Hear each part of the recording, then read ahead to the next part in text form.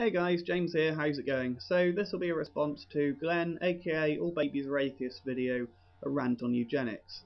Now all the other topics you've mentioned I agree with you absolutely 100% on. There's not really anything I can add to that conversation, so I'll leave it at that. I have, however, got quite a few things I could add to the eugenics discussion. And I really commend you for actually having the courage to actually speak about this. When I've spoken to other people about the subject of eugenics, they're just like, no, no, no, it's bad, it's bad, it's bad. Got to get rid of it. You can't have it. You can't have it. You can't have it. So I commend you for actually being open and willing to actually discuss the matter.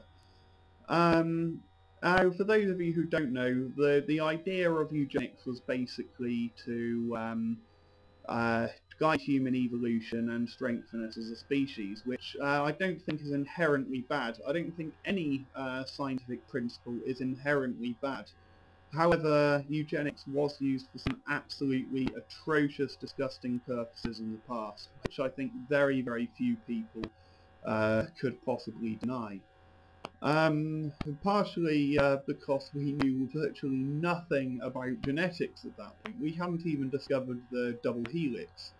And secondly, we wrongly assumed that things like intelligence and criminality were down to some very, very simple genetics.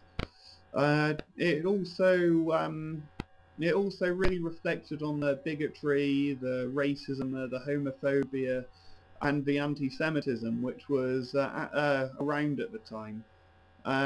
Some of the tests which were done for things like intelligence didn't even take into account the fact that English wasn't the first language for a lot of the people taking the test. So it was massively bigoted at the time, and of course we all know the consequences of it. So around about the times of the Nazis, there was two schools of thought on eugenics. There was the positive eugenics, which was of course very badly named. That was the idea of promoting breeding among who they considered to be genetically superior, which, as Glenn said, happened to be the rich white people. And then there was negative eugenics, which is what the Nazis were primarily doing. Getting rid of the people who they considered to be genetically inferior, and which of course we cannot do as a modern society at all. For human rights reasons, not just for how atrocious the science was at the time. However, there are now two other options which we may well be able to pursue, which don't infringe on human rights. So the third option would be either gene therapy or genetic modification. Gene therapy dealing with the genetic disorders before conception, and genetic modification dealing with after conception, probably dealing with the zygote. And we're nowhere near ready enough to do this, not by a long shot. The fourth method would be selecting the best sperm and the best egg for the job, i.e. the ones with the fewest genetic disorders, or the least severe ones. Glenn raises a lot of good points as to why this shouldn't really work, this might not work. The first one being, and rightly so, that some genes are better in some situations but worse in others, so we could end up potentially damaging ourselves as a species quite badly if we got rid of the wrong genes. However, there are genes which I think can be considered objectively harmful, things which will cause deafness and blindness, or severe allergies, Tay-Sachs, that kind of thing could be considered objectively bad. And if we have the power to be able to select against those sort of disorders, we should do so. However, for a number of reasons, we're nowhere near ready to do this, even with the disorders which I previously mentioned. First reason, and the smallest reason, is the technology, and our knowledge is nowhere near ready enough to do this yet. We can't sample all 3 billion base pairs of our DNA for even one sperm, and if we wanted to do this, we'd want to be sequencing thousands. However, we could of course look for individual small genes, which are objectively bad. But before we add any to the list which we're selecting against, I think we need to have an ethics committee look at it, we need geneticists to look at it, and we need human rights people all to be looking at the same thing and agreeing on it unanimously before we make any decisions of that nature.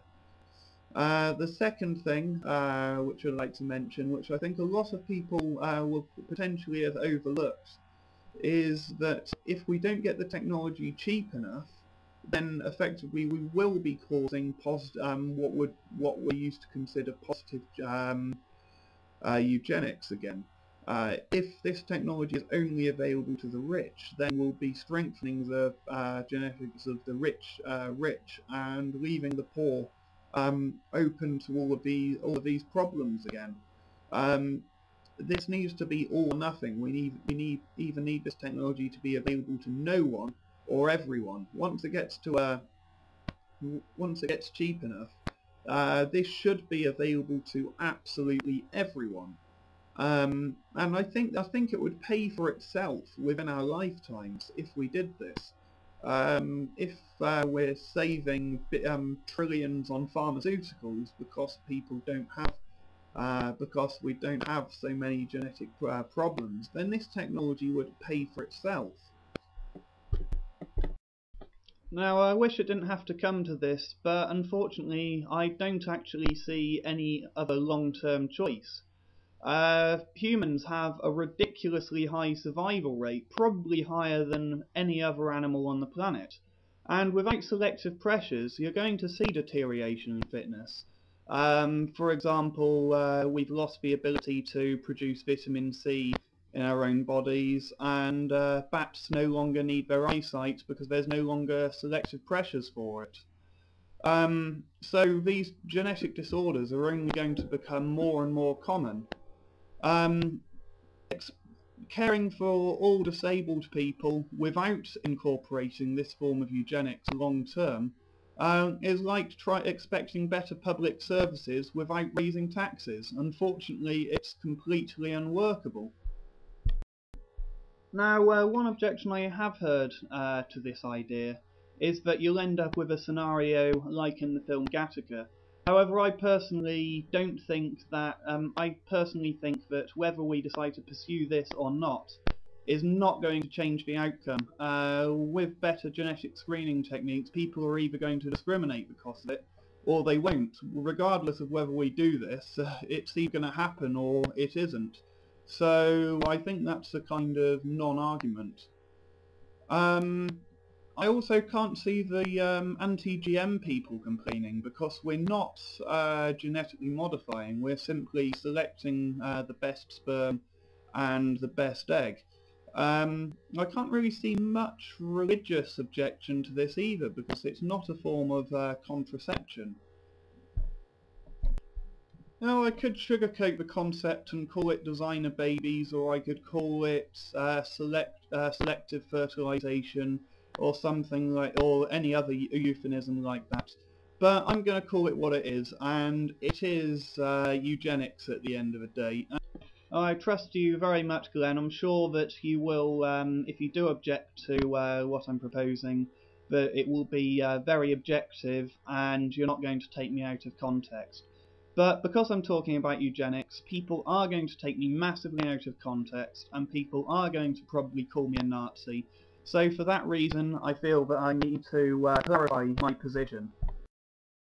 So, clarifying my position then, this isn't something we should be rushing into. It would take at least 50 years, I'd imagine, and it should only be done when you can get people working for human rights, ethics commissions and geneticists to all agree unanimously on which genetic disorders they want to try and eliminate. It should be available for free to absolutely everybody on the planet, regardless of their ethnicity or their social standing. And I think that it would pay for itself within probably 2 to 3 decades through increased productivity. So that's my position on it. Looking forward to your video response if you do one. Thanks guys, and I'll see you soon. Bye.